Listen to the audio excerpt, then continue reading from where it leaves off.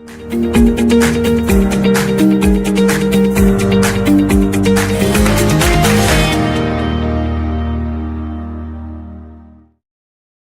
good morning, everybody. Welcome to the Energy Realities podcast. We are here today on Monday, July 13th, 2026. We're all back from holiday except for Irina Slav, who is taking the month of July to recharge her batteries, which is, something we all need to do from time to time. And I'm here today with Dr. Tammy Nemeth in Great Britain. How are you this morning? Hello, I'm doing fine. It's still hot here, amazingly.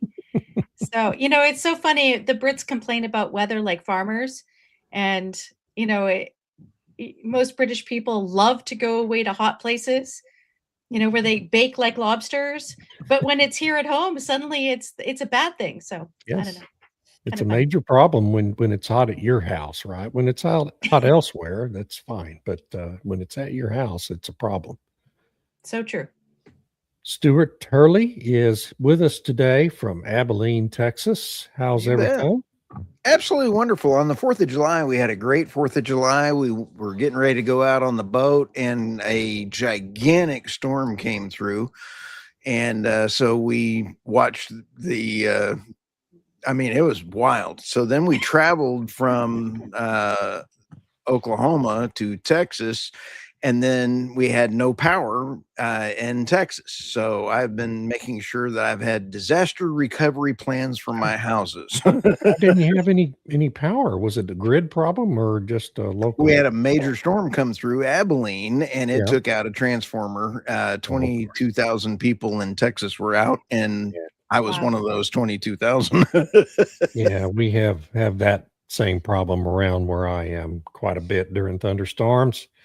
Yeah. I'm a little bit rural, and transformer gets hit by lightning. There's not a hell of a lot you can do except wait for Encore to come out and fix it.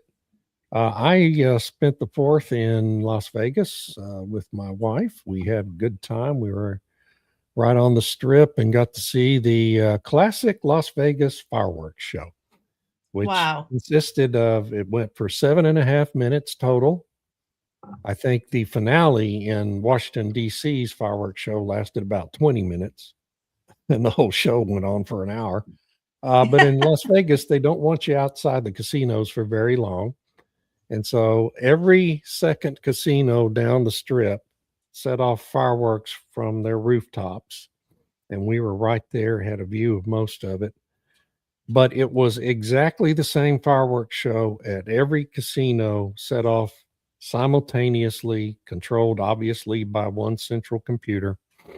It went on for 7 minutes, and then there was a 30-second grand finale. The streets were crowded, packed everywhere. The thing ended, and within 10 minutes, everybody was back in the casinos gambling. That's your classic Las Vegas July 4th fireworks show. But I got to go out to the Hoover Dam and see the big football field size American flag draped over the Hoover Dam, and that was fun. And wow. And we had a good time. It was wonderful.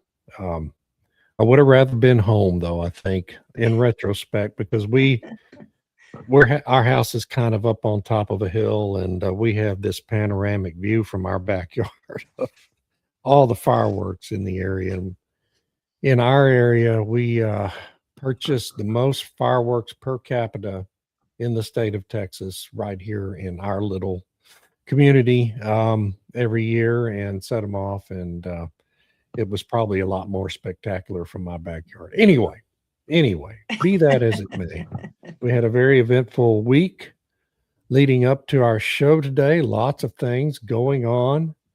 I'm going to turn it over to Tammy first to talk about several things, including a pair of pipeline proposals in Canada and the status of those things, which seems kind of up in the air. Tammy? Well, thanks, David. I'm glad you had a fantastic fireworks, even if it was Las Vegas. Yeah. It's interesting what happened in Canada, because there has been all this talk about this memorandum of understanding between Alberta and Ottawa that was announced last year. And by July 1st, they were supposed to have this proposal for a pipeline. And Alberta would prefer if a pipeline went up to the northeast through, I think, Prince Rupert, where the Northern Gateway pipeline was supposed to go. But then they decided that would be too fraught with all the Indigenous groups and environmental groups, and then the Canadian government would have to either repeal the tanker ban on that part of the Canadian West Coast or provide an exemption, which they didn't really want to do. So the solution they came up with was to add a third pipeline on the route from the original Trans Mountain pipeline that was built in the 1950s. They twinned it. That took forever because of all the litigation and everything. And so now they've decided they're going to build possibly a third one there. So it'll be like 1, 2, 3, with a spur that kind of, instead of going to the existing port, it'll go farther south to a different port, which will require some dredging and everything. And it'll basically be government owned. They brought forward one pipeline operator, Pembina Pipelines, but the other two partners are the Trans Mountain Pipeline, which is currently owned by the federal government, and one of the Crown Corporations of Alberta is also going to be a partner. And then there's undisclosed Indigenous partners who will be part of this, apparently. And so this is the idea. It's in the major projects office now, which apparently will try to fast track things over 2 years. We'll see what happens. The Indigenous groups have already said, some of them, that they're going to take it to court anyway. The environmentalists are now suing to stop the dredging of the port and river. Even though this happens, they dredge the rivers every year because there's so much silt buildup and everything. But apparently now, because it's related to oil, it's bad. So they're taking that to court. So who knows what will happen. And then the second announcement is the Northern Shield Energy Corridor. So this was something that's been talked about between Ontario and Alberta for the past year or so, where they wanted to have this energy corridor. So they've signed a memorandum of understanding, another MOU, which doesn't obligate anything, but just saying, we think this would be a really great idea. Basically, what they want to do, I think, is do a bypass around the Great Lakes through the Canadian Shield and stop the use of Line 5, which the governor of Michigan has been trying to stop for the past 5 years or however long it's been. And so if they're able to build that segment of the pipeline, then they would be able to close Line 5 and stop all the shenanigans with the United States. And then it would be an all Canadian oil route, which at the moment we don't have. All the Canadian oil pipelines tend to run through the United States because of the geography. It's just easier than trying to blast through the Canadian Shield. Now, that doesn't mean to say it's never been done. The natural gas pipeline from Alberta to Quebec actually is an all Canadian route, and that caused a lot of controversy back in the 1950s. But now they've said, we want to do this energy corridor. It sounds like it's going to be a new pipeline, not just an extension of the existing one. And the Indigenous groups right away are like, you didn't talk with us and we're going to stop it and blah, blah, blah. So who knows what will actually happen when push comes to shove. But it sounds like it could be another government operation rather than a private entity, because the governments have made it so hard with regulations and laws and litigation, and it's expensive, that what private proponent wants to put all that money up front to do a proposal only to have it thrown out at the last minute from endless litigation. So they've created this situation where the only ones who can do it are government. So good news, bad news, I don't know. We'll see. Maybe something will happen eventually. Yeah. Maybe. That sounds a lot like the United States, frankly, when you're trying to do a major pipeline, Yeah. Same old crap. And then there was another story you wanted to bring up in the North Sea related to the Jackdaw field, Shell and Equinor. This is another absurd story that sounds like something we ought to be talking about here. Yeah, so the Jackdaw field, they're ready to go. They've been getting everything ready. They said, we can be producing by October. Just give us the permissions, right? Stop the litigation. Stop this garbage. Just say yes, and you'll have natural gas flowing by October, and oil as well, actually. So they came out and made this announcement. It was actually put on BBC, and they had a really long story outlining the pros and cons and all that kind of stuff. And immediately the environmentalists, the Green Party, flipping out. Oh my gosh, climate change. It's hot. This will just make it hotter. And I'm like, oh, okay, sure, whatever. And then the other argument is, well, it'll barely do anything anyway. Oh, it'll only be 5% or 8% of the UK usage. It's like, well, actually, that's significant. And you're getting royalties, and it's domestic, and you won't be reliant but 5 or 8% on somebody else, you know? But it is what it is in the UK. So we'll see what happens. Apparently, we're going to have a coronation of a new leader in the UK.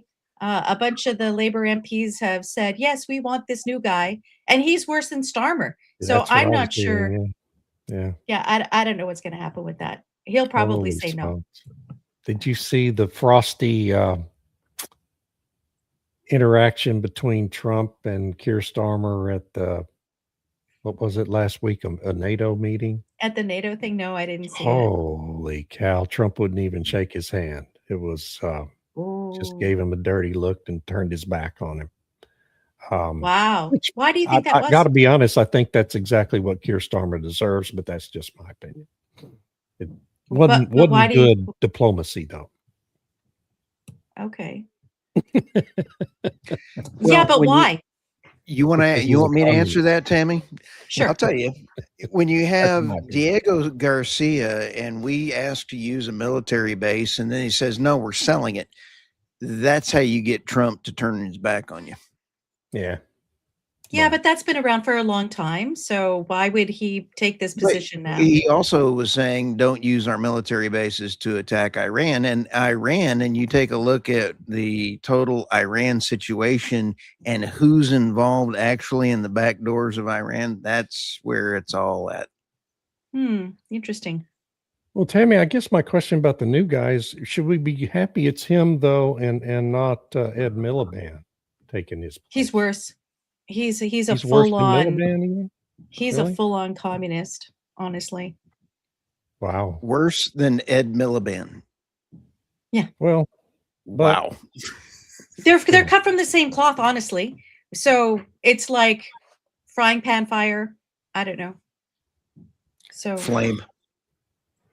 Well, it's not unique to England, you know. I mean, we have the same thing happening in the United States. We've got these socialists, really communists, who have been nominated for Congress by the Democratic Party in their primaries, and now in New York, 3 in New York, 2 in Colorado, and really a bunch of them out in California and other places. Now they want to, there's when they get elected, and they're all going to win the general elections because they're in these 80% Democrat districts. So when they get to Congress, their first goal is going to be revive and strengthen the Green New Deal, which AOC and Ed Markey proposed in 2019, February, I think 2019, which $90 trillion price tag to end air travel and build this grand network of high-speed rail all over the country, which you couldn't get permitted in a century, much less built. You know, so that's their grand idea related to energy and the environment. And so we've got it all going on here in the United States too. And, you know, who knows? I mean, they may well win the 2028 election and we're going to be in the same boat. So it's a very precarious state of play right now in the political world. And of course, now we have the reopening of hostilities between the United States and Iran happened last week in the Strait of Hormuz and the Persian Gulf. Stu, what do you think about all that? It's a cluster. And when you take a look at It's really interesting to see the dynamics of what's going on between the UAE and Saudi Arabia. There's a co-opetition going on there, and then you take a look at the UAE hit 4 million barrels per day export, which is really good. They're getting rolling there, but you also see the rest of the they're starting to line up to start taking shots at Iran. And so this is now a real, we're not just in Groundhog Day, we're in Holy Cow Batman Day, because Groundhog Day is, oh, the strait's open, the strait's closed, strait's open, strait's closed. Straight, who cares? Within 12 months to 18 months, the amount, I guess Tammy's system locked up. David, what we're going to see is within 12 to 18 months, the amount of volume that Iran produces, they're going to lose their oil revenue permanently, is what's going to happen. You're going to have the Strait of Hormuz go absolutely insignificant to the world oil markets. The only one going to be hurt is Qatar, because they can't get their LNG out. Who is that going to hurt the most? Europe. So you have 80% of what they need was selling to them. They are at 47%, I believe, on their refilling of their summer fill right now. So if you take a look at the amount of volume that they need, Qatar has just announced that it's going to be September, possibly October, before they get restarted again. This could be a lot, going a lot further on. So, and there are some people making some comments in here that are not good. I do like the one from can't wait to see what winter is in the UK will look like. They seem to be gearing up for some solid nuclear additions. That is a great point, Mordecai. Let me go ahead and show his. That is a good comment for our podcast listeners. Can't wait to see what the winter in the UK looks like. They seem to be gearing up for some solid nuclear additions too. Excellent point. You look to talk about that too before her computer crashed. If she gets it she's having to reboot if she gets back on. But go ahead, Stu. Nuclear, France, I find very interesting. They took the Green New Deal. Speaking of the Green New Deal, same people in France pulled all their maintenance money, David, out of France. They have 54 nuclear reactors. They could barely run 25%. This is several years ago. They could barely run 25% of their power through their nuclear reactors because of bad maintenance. And they use that money to put in wind and solar. All the money that they put into wind and solar, they could have repaired all of their nuclear reactors and then added a few. Right. Right. Yeah, exactly.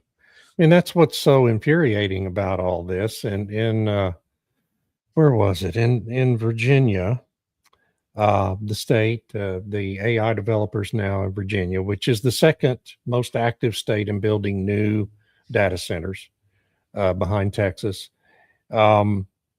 So they're now covering up all this farmland. They're tearing down forests to put solar panels in, putting it all over farmland, because the state of Virginia has enacted this net zero, or this zero carbon requirement for behind the meter power for data centers by 2045. Well, if you could build nuclear, you could reach that with just a couple of new nuclear plants instead of covering up 500,000 acres of farmland with solar panels, right? But of course, the policymakers don't give a damn about that, because they are clients of the solar and wind industries, and they're, I mean, that's how they're financing their campaigns to a large extent, building new solar and new wind instead of nuclear. And it just doesn't make any damn sense at all. But it's just part of the politics in this quote energy transition that Todd Royal we are was not a guest. going through. Todd Royal is a nuclear expert, works in the nuclear field, and he was on my podcast. And when Chris Wright said we have spent $10.4 trillion on wind and solar to gain 3% energy, that is a critical number. Todd and I on the podcast calculated out. In the United States, we could have added 174 nuclear reactors for that price, and then had another 1,700 nuclear reactors to spread around the world, and we would not be in the situation, and the Strait of Hormuz would not be an issue. That's what the Green New Deal has cost us. Yeah. Tammy, while you were having to reboot, we had a comment that it seems that in the UK, the government is gearing up to permit some new nuclear additions. Are you aware of that? So it's not an addition. It's to extend the life of Sizewell B nuclear power plant for another 20 years. I think it was supposed to close down in 2030, 2035, but they're extending it by another 20 years because it provides, I can't remember, do I have it in this document? Oh yeah, it currently supplies 3% of British power. And they're like, well, I think we need to extend the life of it because, we don't have enough. And, they keep building all this wind. They've approved 2 or 3 new massive solar facilities. And the one of them that he just approved the other day, the local council had said no because it was taking up some key farmland. It was surrounding a village. And they said, no, this will be bad. And Ed Miliband overruled them and said, nope, national interest.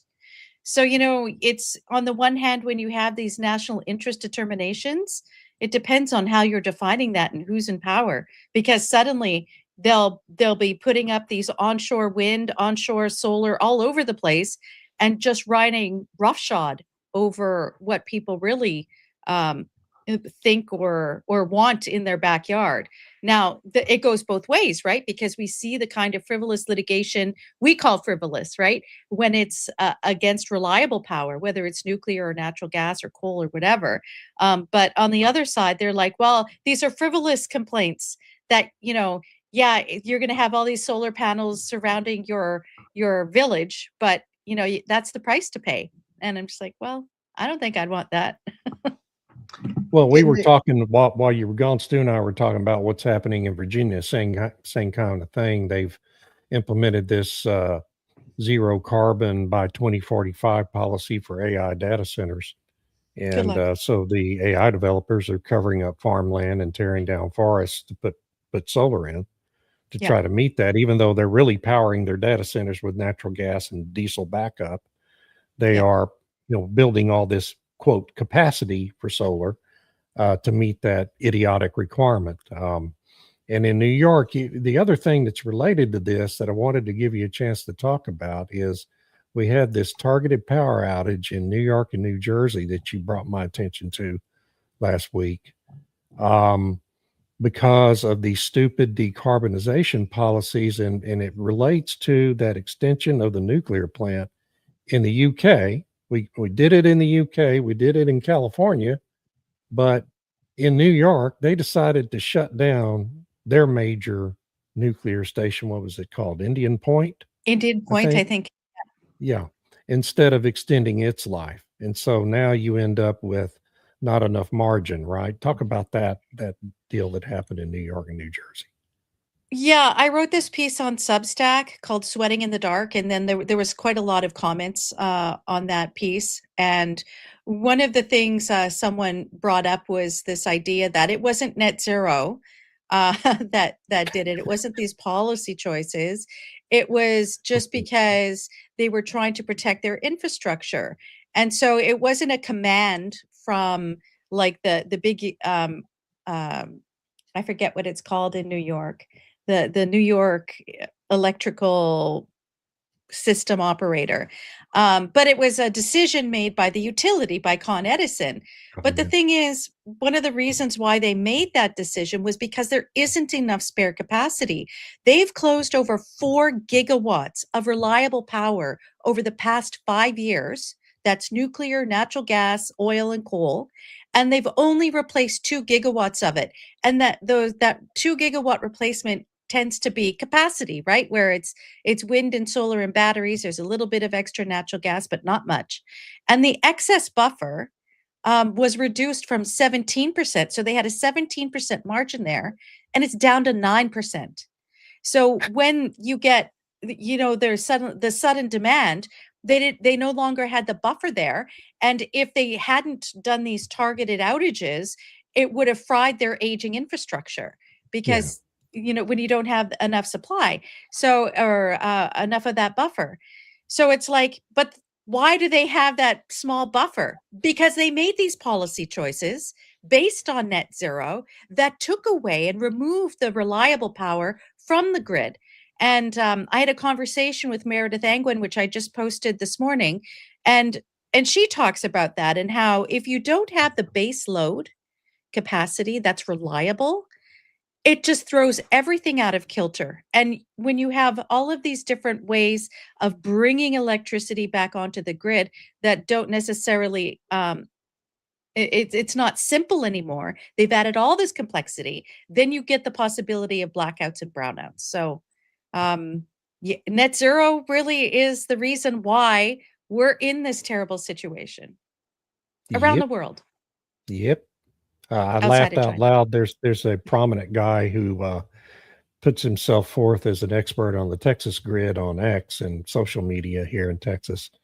Last week, he was boasting about the fact that ERCOT has something like 90 gigawatts of excess capacity available during the summer, thanks to all the expansion of solar here in the last 5 years in Texas. But of course, the problem with that is solar only gives you power for a few hours a day, and it's not dispatchable. The problem is when you get into these situations where you only have this thin margin of dispatchable capacity that you can actually call upon when things get really tight, like in New York State.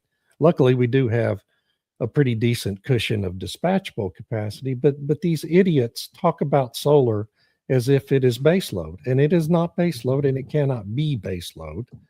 And as long as we allow that conversation to go on unchallenged, which is part of what we try to do here, we're going to get in deeper and deeper trouble because these idiots will put us in more and more precarious situations. Stu? I'd like to add to this. We just are in Tammy in the United States. We are facing what's called the energy subsidy bum rush. And this past weekend, all of these solar developers, and I see this as I travel between my houses, I see all these data centers rolling in that are just solar farms going in across farmland that used to be farm. I used to see cows going all out there. And the bum rush is now over. So you've now had to have started, installing these things in there. And it is awful. We are about to see, I want to ask you, Tammy, in the UK, solar panels in Texas last about, I'm looking at my watch, which is not on my arm, about 15 minutes. And when as soon as we have a hailstorm, man, they're just obliterated. And so they really don't, okay, let's give them the benefit of the doubt of a solar panel in Texas lasts a year. In the United States, we are lucky if we recycle 1% of the solar panels. If you take an average of a life cycle of a solar panel in the United States and you're at 3 years, everybody's saying these things last 30 are smoking crack. This is absolutely horrific. And Tammy, do you have recycling centers in the UK so that you can build your own solar panels from those recycled materials, or are you buying them from China? They're buying them from China. And, I don't think they talk about, we will put some recycling things at some point in the future. It's always at some point in the future, right? And, to be fair, in the UK, they don't have the same kind of weather conditions as Texas or North America. I mean, there's the number of hailstorms that we've experienced here, I could count on my hand in the past 10 years. I mean, it's not like North America where you get these mega storms roll through and things are obliterated. On the other hand, they're buying all these things from China. They're taking up what little farmland they have here. I mean, the UK you can fit 2 UKs in the province of Saskatchewan, right? So that's probably, you can fit 2 UKs in Texas. Yeah. You can. So they're taking up what little arable land they have and they're covering them with solar panels. It makes no sense. It's like, okay, why don't you, if you're really concerned about it, put them on rooftops or whatever in urban areas, right? There's and then Ed Miliband's idea is that, well, we'll make it super easy and you can go buy it from Lidl and plug them into your house and it'll be great. And I don't know. There's issues with fires that have been happening because they're not installing them properly, which is a problem. Then if they have the batteries, there's been issues with the batteries starting on fire because of whatever, right? So I don't know. They talk about recycling, they talk about circular economy, but it's just talk at this point, and I haven't seen anything really concrete about it. I love Mordecai's comment. This is absolutely a hoot. Well done. UK tends to get floods from time to time. What will that do to solar infrastructure as they're installing? Well, this is why they're putting them in like the nice land away from the rivers, right? And then yeah, they have all kinds of crazy ideas about that kind of stuff. So I don't know. Well, one thing I want to bring up in this context is a thank you to Texas Attorney General Ken Paxton, who last week got a very significant decision out of a district court here in Texas, forcing the people, the wind operators who have been pouring their disinstalled turbine blades into this enormous surface landfill outside Sweetwater, actually 2 of them, that are horrific. Yeah, just blots on the view shed, forcing them to properly dispose of those wind blades. Now, that's going to dramatically increase the cost of maintaining the wind farms that those operators have out there in West Texas, and it's probably going to put some of them out of business, which is a wonderful thing for the state of Texas if that happens. So I just wanted to thank Ken Paxton for suing those people and getting that positive decision out of district court. I'm sure it'll be appealed to the Texas Supreme Court, where Ken Paxton will win again. And at that point, you're screwed. Okay. And this is the problem with the West Texas wind industry, is that you've got a bunch of developers out there who don't keep their promises, who try to stick landowners with these problems, who've contracted with a substandard disposal company that thought they could just, keep piling these wind blades into that landfill, which it really isn't even a landfill, and for eternity, I guess. And now they're going to have to actually do something real about it. So that's a good thing for the state of Texas. I'd like to ask Tammy, because in the U.S., I've found the magic number is 3 years on wind farms. In 3 years, they have been falsifying documents from the whistleblowers that I've talked to, where they actually put in new nameplate upgrades under maintenance dollars so they can use maintenance dollars for it. Bad thing. I can't give the numbers or any names because they're not public yet because of a lawsuit. But then you sit back and look at 8 years is the magic number of a wind farm in the United States of not being fiscally problem solving, because you look at the consumer increases on wind farms at 8 years. That's the magic number. Now, what we're going to see is there's an $89 billion land reclamation liability in the United States, from what I've calculated, that is not funded. Wow. Now, is that in the UK or the Europe? How is land reclamation handled?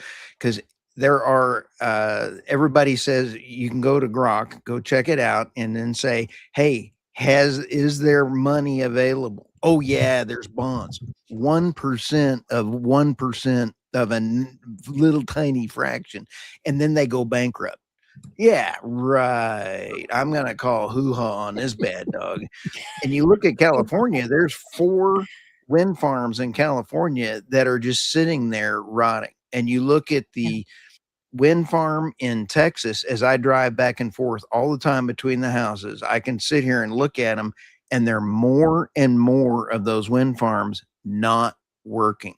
They work, but you can see my dad and I counted 40% one day of turbines not working.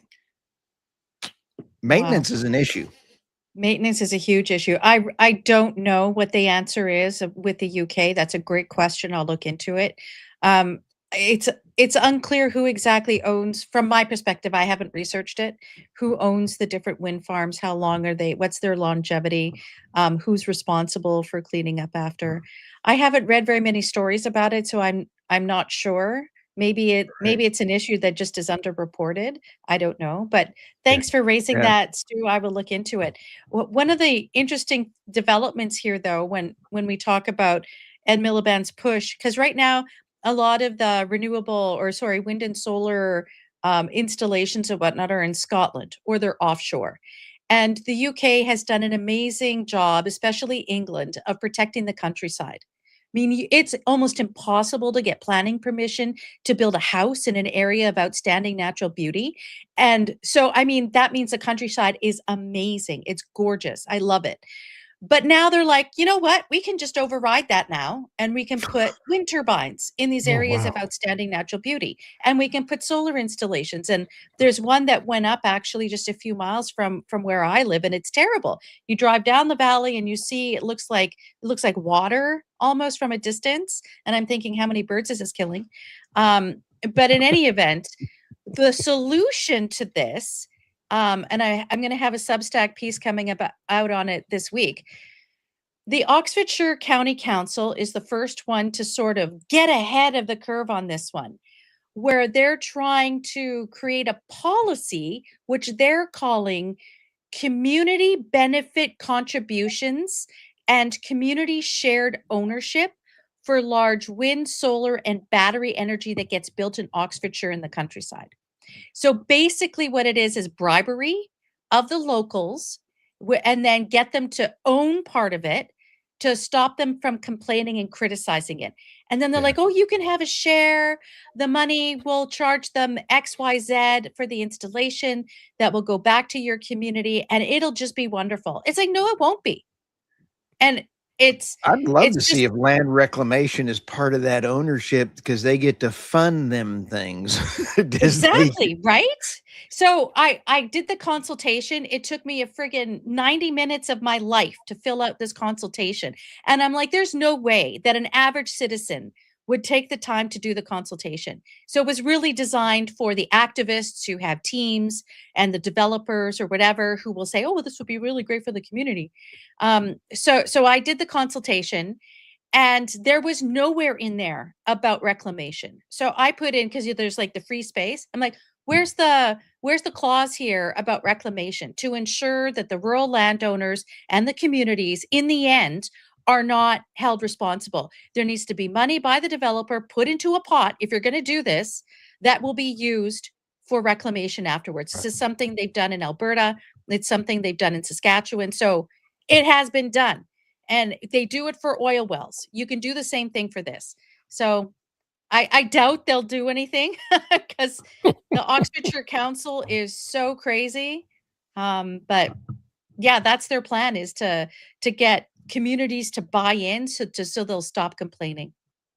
Yeah, that's been my biggest concern about the wind industry in particular in Texas, now growing about solar as well, is that, and it's not just in Texas, it's in every state in the country. There's no proper set of regulations governing retirement and restoration of these wind farms and solar farms once they live out their useful life. There's no requirement under Texas law or regulation or in any other state, for example, for the turbines to be taken down and their towers.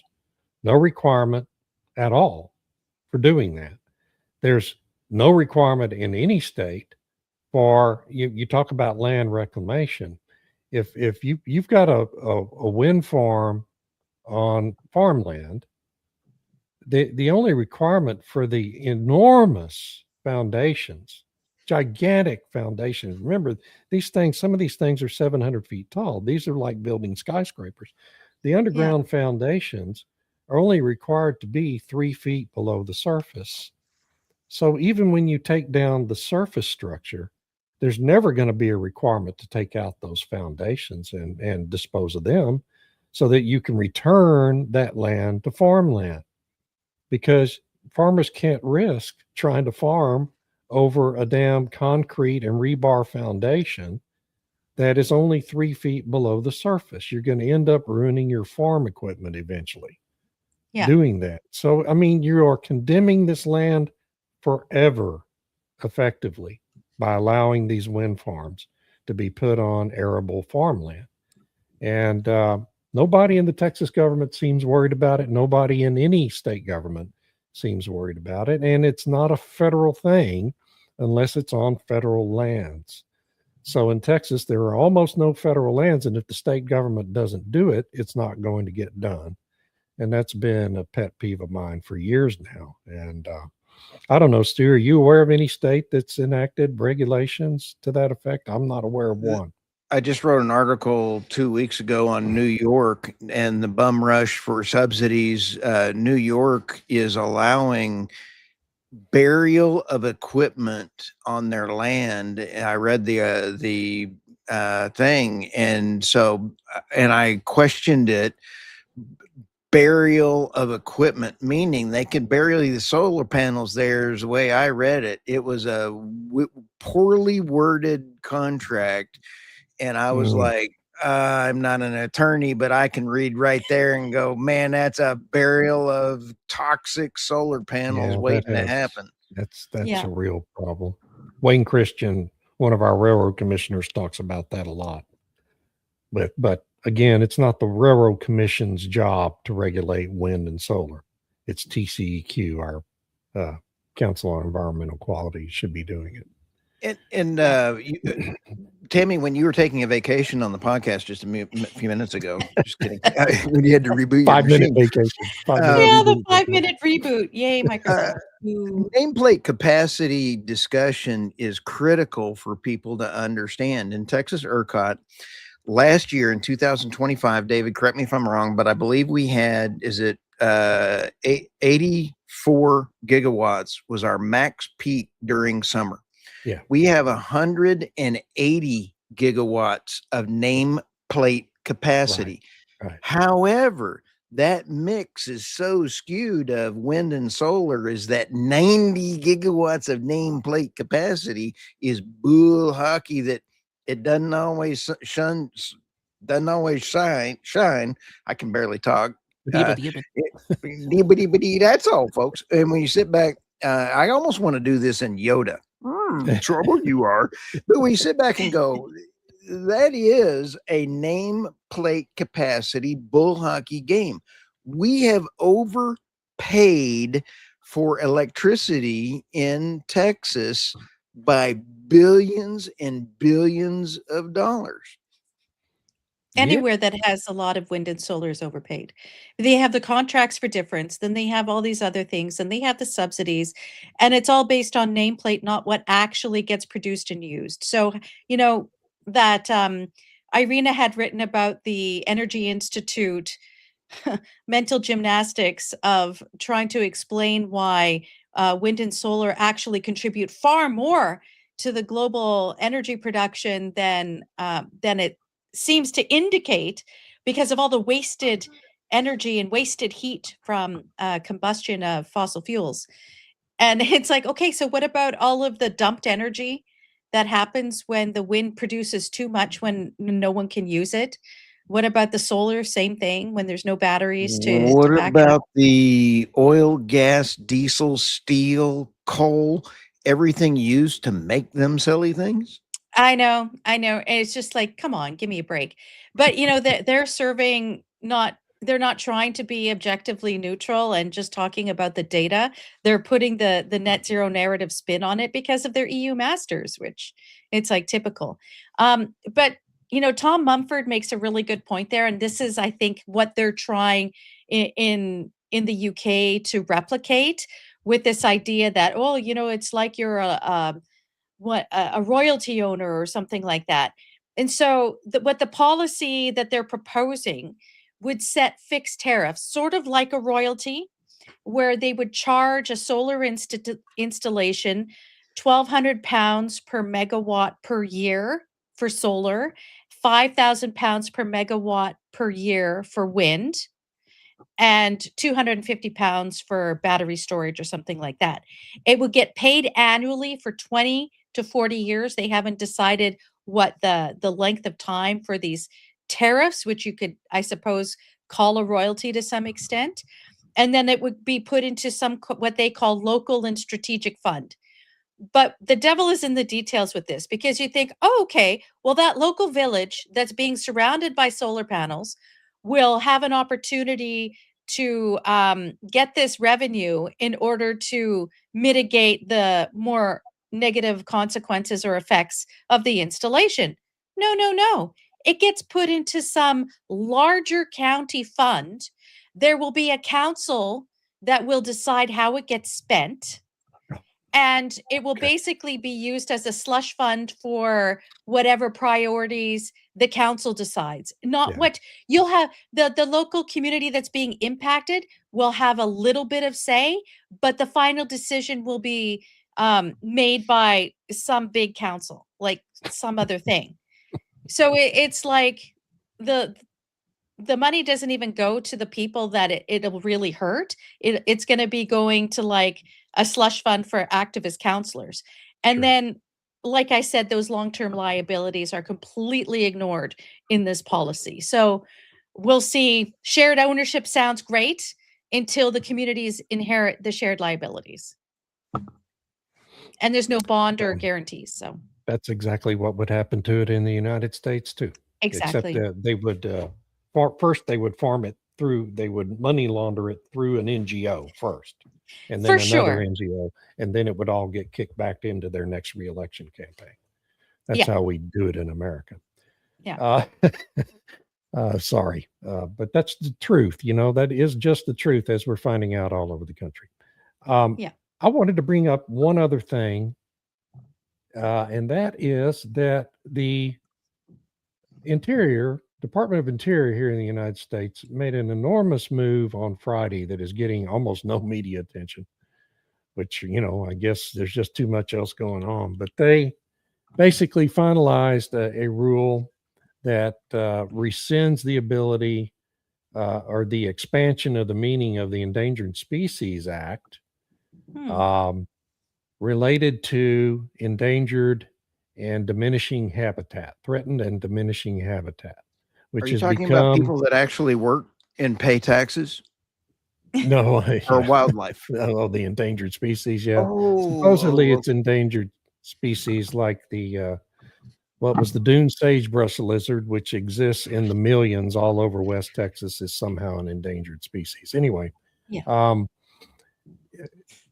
the Endangered Species Act, as enacted, is a noble law, a good law that has helped to recover quite a few endangered major species that everyone knows, like the bald eagle and the grizzly bear and the gray wolf. And there's a lot of examples of its success.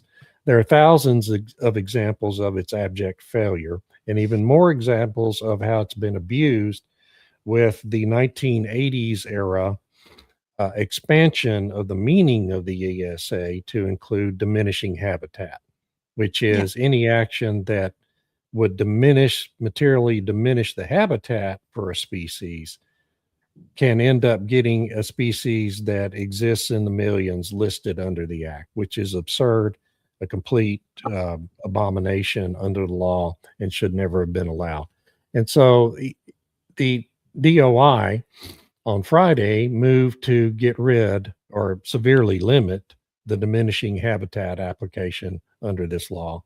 And that is enabled by, as we've talked about previously, the decision by the Supreme Court 2 years ago to rescind the Chevron deference, which has been the enabler of abominations under the law, like this diminishing habitat principle under the ESA. So I just wanted to mention that.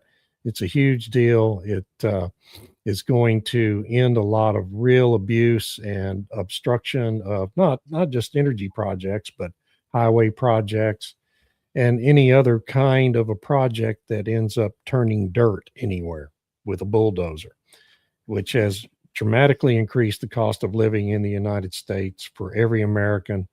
And I think it's a very positive thing for the country. So hopefully, I know there will be a lot of litigation over this, but eventually we'll get to a point where the Endangered Species Act is applied as it was intended to be applied by Congress. So just wanted to point out that happened.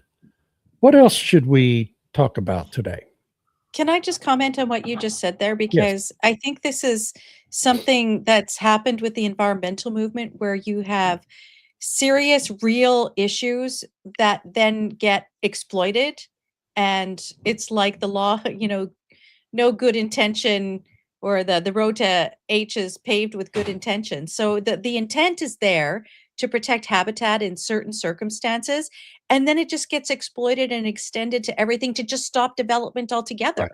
And we've seen that everywhere in the Western world, where, when they first started going after pollution, real pollution, that it made sense to control what, to have the scrubbers on coal plants, to stop the particulate matter, to lower the particulate matter, to try and stop smog and all of these different things. And it's like those laws made a lot of sense and a lot of good was done, to the point now where there's hardly any particulate matter. If you look at the data that the EPA has about the air quality across the United States, yes, there's pockets of bad stuff, but you can target that. And then it was kind of like, well, we fixed that, but we still want to keep raising money and Right. have our organizations and create, anger and everything else. And so it gets taken to an end that we don't necessarily want. But I want to add that it is selective memory on protecting the environment, because in New York, the bum rush for subsidies and solar panels on farmland in New York has been horrific in the last few months. And they've been wiping out bird sanctuaries. And it is a problem in New York because it's green energy. Dun, dun, dun. We're good people. Hogwash. Right. It's like all the offshore wind farms put in the middle of whale migration routes. 2 of the whale species are on the endangered species list. And yet Joe Biden wanted to just plop all those gigantic wind farms right in the middle of their mating and migration routes. It's amazing. Yeah, it's like the offshore wind in the UK and in Europe and whatnot. There has been impacts on different whale species and dolphins and whatnot, and they make it sound like it had nothing to do with the wind turbines, right? Or it's something else. It's climate change. Right. Yes, it's climate change. Right. And it's like the insect apocalypse that happened in Europe, which a German engineering firm demonstrated it was from the wind turbines, and they just buried the report and then just continued to say it was farming. It was farming and the use of pesticides and herbicides that killed the insects, even though when the engineers examined the wind turbine blades, there was like an inch thick of bug guts across, the arrays and everything, and it slowed down the efficiency of the turbine because there was that much on there. Good God. So, but hey, let's blame farming. Let's blame something else and not look Sure. at what's actually causing it. Yeah, no, exactly. And it's the same groups, what bothers me is the hypocrisy more than anything else. These environmental Yeah. groups who claim to be environmental groups. They're really not. They're just conflict groups. The same ones that have fought to expand the application of all these environmental laws. But if you're putting down solar array or wind farm, well, they don't care about any of it. I mean, literally, suddenly they can't be bothered to even talk about it. Greenpeace never said a peep about any of the wind farms out there in the Atlantic Ocean. Never a word. And then They care about whales.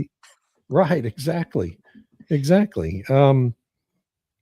The other aspect of Biden's program was the Gulf of Mexico. He did a lease sale in the Gulf of Mexico. Luckily, only one company bid on a lease, and nothing's been done. But they were going to put all these Gulf of Mexico wind farms in the middle of the world's largest bird migration corridor. Yeah. I mean, smack dab in the middle of that corridor would have killed millions and millions of birds every year if you put all those gigantic wind turbines out there. And Greenpeace had nothing to say. PETA had nothing to say. Sierra Club had nothing to say. None of those groups would say a word in protest about that. And that's just, it just shows you what a bunch of pathetic hypocrites they really are. Anyway, sorry. Well, I feel bad for groups like the Sierra Club, which were created initially to actually protect wildlife. Same with the Audubon Society. And then it's like their leadership was taken over by the climate people. And, so was Greenpeace, Dr. Patrick Moore. Patrick Moore really enjoyed my two interviews with him, and he actually was part of the being a co-founder to stop the proliferation of nuclear weapons. Wow, I did not have that on my bingo card, and it got hijacked, turned it into a political scam. Yeah. Well, there's a really good book called I think it's by Routledge. It's the Handbook of Environmental Activism or something like this. And in it, one of the interesting things that they discuss is how the environmental movement and the climate movement don't get along. And, we often say that they're one thing, but they it's two separate parts of the movement. Yeah. And because the environmentalists want to actually protect animals and whatnot. And then the climate people just kind of run over all that to push their agenda. So that's right. And unfortunately, the environmentalists aren't in control of any of those groups anymore.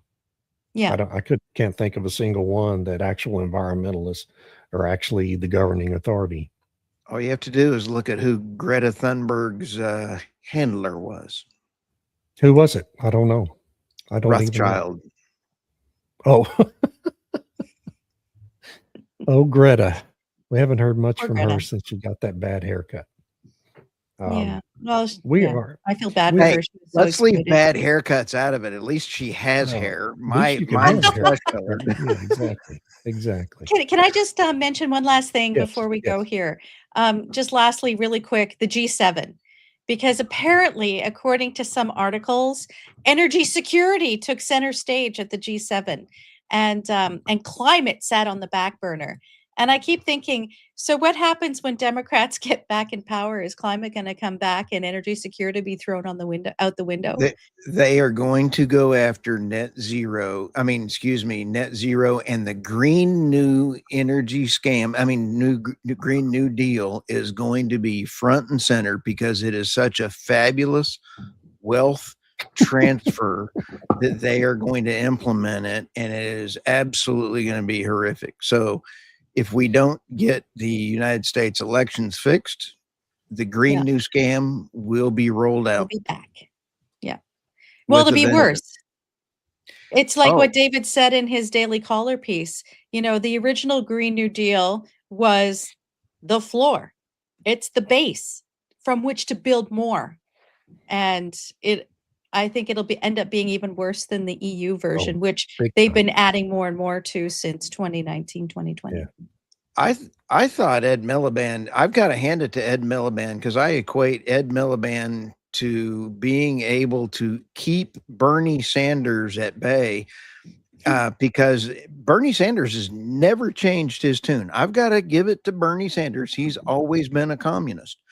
But Yeah. Ed Miliband has never missed a beat. He is a die-hard, holy cow, Batman. That man is about as dumb as I am.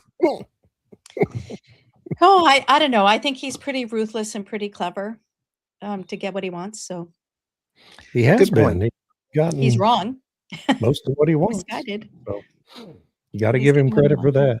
I'm not in that ruthless category, so I guess that's the difference. Well, folks, we are over time. It's been fun. We'll meet again next Monday. Come hell or high water. Please join us. Thank everybody for your comments and questions, and we will see you next week. Bye, everybody. Bye.